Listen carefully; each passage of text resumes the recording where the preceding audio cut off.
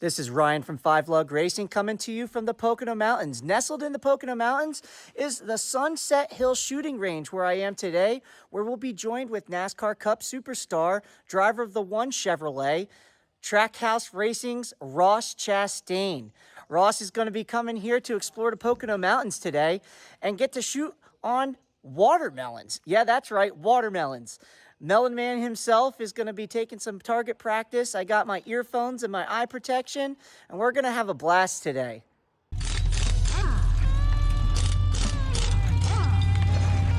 Gentlemen, start your engines! And we are checking back in from the Sunset Hill Shooting Range, nestled here in the beautiful Pocono Mountains.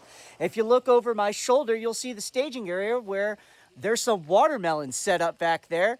Ross Chastain will be firing off some of their heaviest artillery and getting to have some target practice on his signature smash.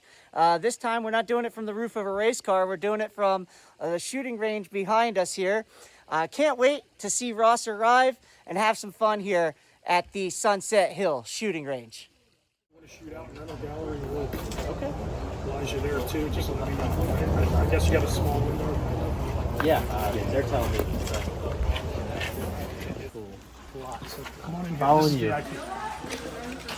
So you're coming back over? Yeah. This is Hassan. He's going to be one of your instructors. We have a nice cool array of guns in the VIP section.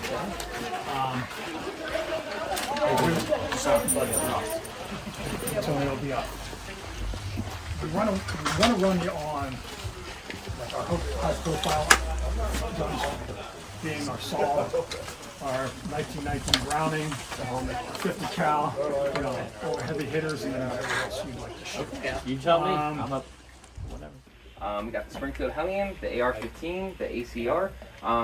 Major difference, this one is a bullpup, so it's loaded and ejects from the back right side. Lefties get smacked in the face. You're not a lefty, are you? Awesome, man. Then we have the AR-15. That specific one is the Springfield St. Victor. It has a real light and flat base trigger on it, so it's going to make it a little bit more accurate. Plus, that magnified optic definitely helps. Then we have the ACR. That one's like a really heavy 5.56, so it soaks up most of the recoil that you would normally feel, which with the 5.56 is already 0. So it feels like a toy when you're shooting it. But then we have the AK-47. That one is chambered in 7.62 by 39. And that round, in terms of recoil, it's not too big, it's not too small, it's right in the middle of everything. Then we got two M1s. We got the M1 Grand, we got the M1A. The M1 Grand is your grandpappy's rifle from World War II. Makes that classic ping noise when it's empty. Then the M1A is just a slightly updated version of it. Both of them are chambered in 308. 308 is a decent sized round, but as long as you're holding it correctly, it's not going to give you a problem, man. Then we have two SCARs. We have the SCAR 17, we have the SCAR 20. The SCAR 17 is the one that you think of when you hear the brand name SCAR. That's like their most popular rifle. It's more of a battle rifle. That one's chambered in 308. And then the SCAR 20 is more of like a designated marksman rifle. It just has a really long barrel on it, and that one's chambered in 6.5 Creedmoor. 6.5 Creedmoor is roughly the same size as the 308. It's just moving faster, going further than the 308. And it's a little bit softer shooting too. Then we have my favorite. This is the Galil Ace. That one is chambered in 308 as well. But the reason why it's my favorite is because I love the AK platform, and it's basically an Israeli AK, and it's chambered in 308. I love 308.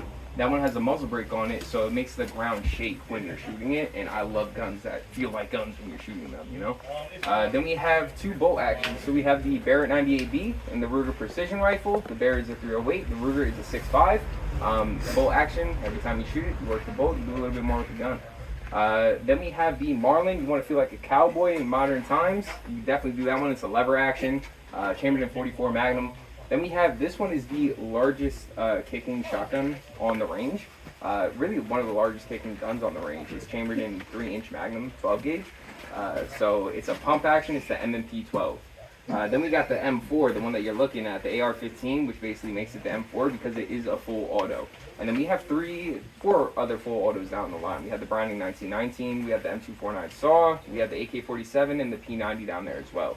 And then we can go check those out if you want to, man. If you don't want to, it's up to you, okay? But I believe you wanted to shoot those watermelons out there, right? Yeah. So what we're gonna use for those, I'm thinking we start with, do you have a lot of experience with rifles? Some, not a ton, but some. I got you. Was anything Oh, you like a track guys hanging. tell me. What do you want me to? My favorite is the Galil. And for the watermelons, I would definitely use the MMP 12 gauge, the Desert Eagle, Okay. and the 50 BMG.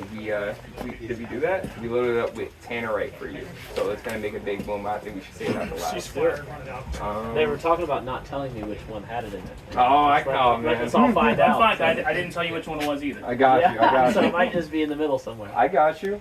All right. Well, nice surprise. Yeah. You want to start with the shotgun or?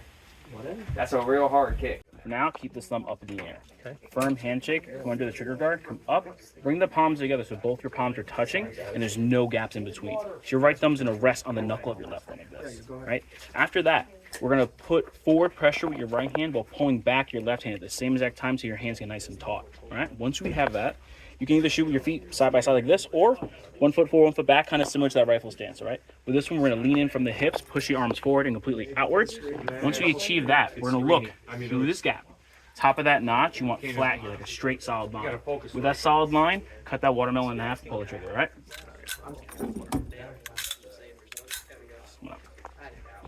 Very good. Beautiful.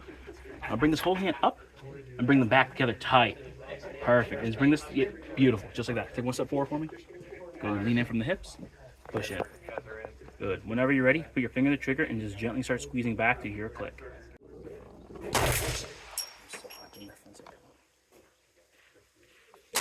There it is.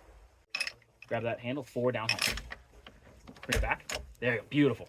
Make sure it's tight and let me know when you're on target, ready to roll. And this one, take your time with that trigger. Smooth press straight back. Let it take you by surprise.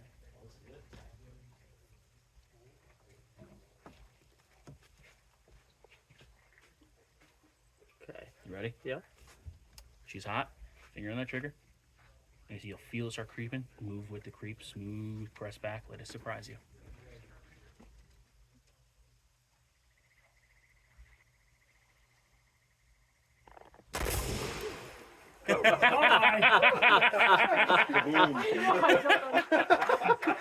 Nice. I think you got it. How's that? That's badass. Pretty cool? Yeah. Make sure you're keeping it tight in your shoulder. Okay. Like I said, you want to keep it so tight. If I were to try to grab it, rip it out your shoulder, I shouldn't even come close to being able to move that gun. There you go. You got it on there? I do. Awesome. Go ahead, test out that trigger. Nice and gentle on it.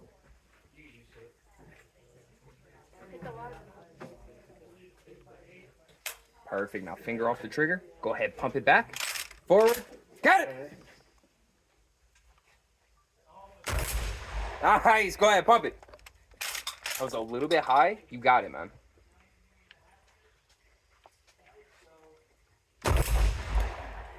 You're nailing that green target.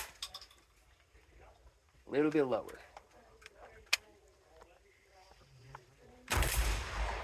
Coming so close, man.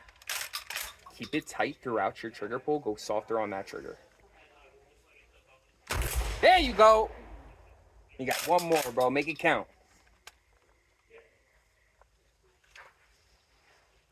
There it is. Nice. Nice, man. Fantastic.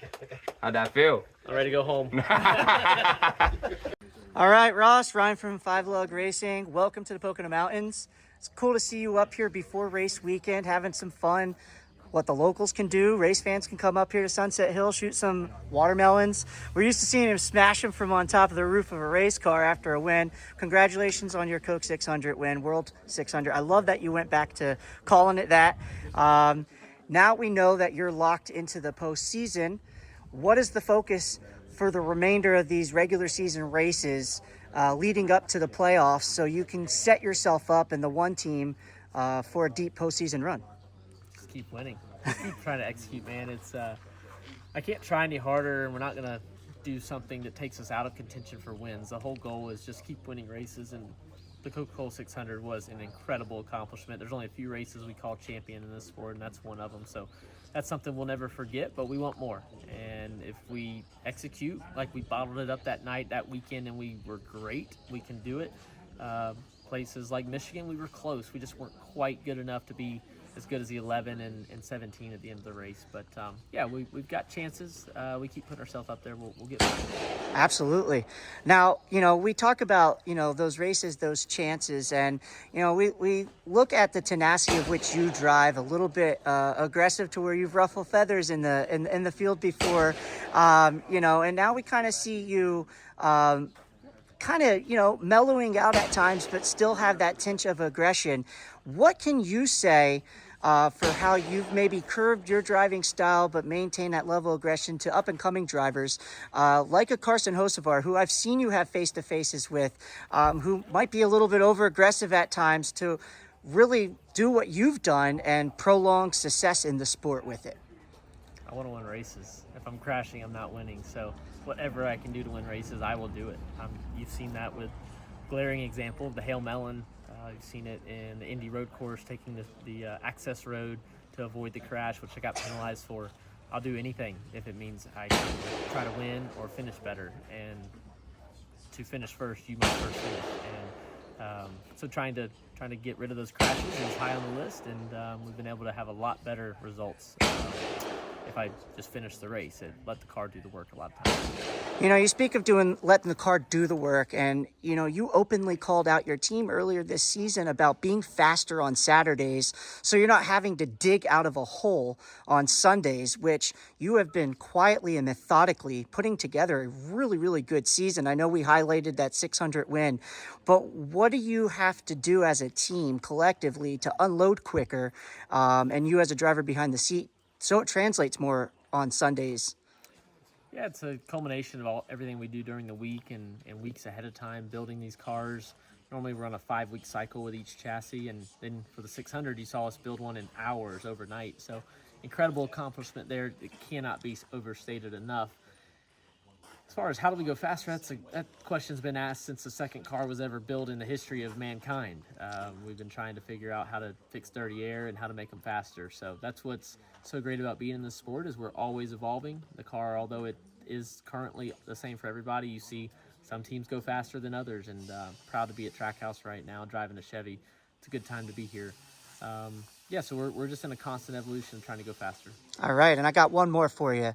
We're coming up on the Pocono Race weekend, and I wanted to know, obviously you've had success at this track in the Truck Series. You've parked at P1 there, but what do you think makes the Pocono Raceway live up to its moniker, the Tricky Triangle? Well, it's a very unique track, and the Mattioli family being one of the last private, family-owned tracks we have. It's so cool that their track has survived so many decades of racing and continues to put on shows and put the whole campus in camping and ton of campers and fans in the grandstands.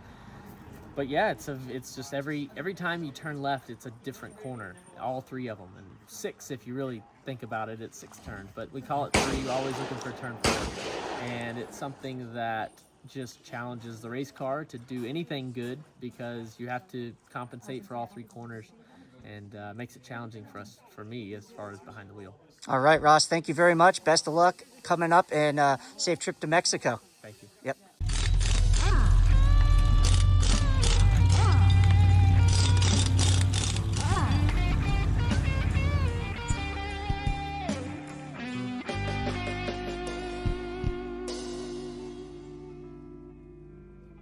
Follow 5 Lug Racing content for all your racing news.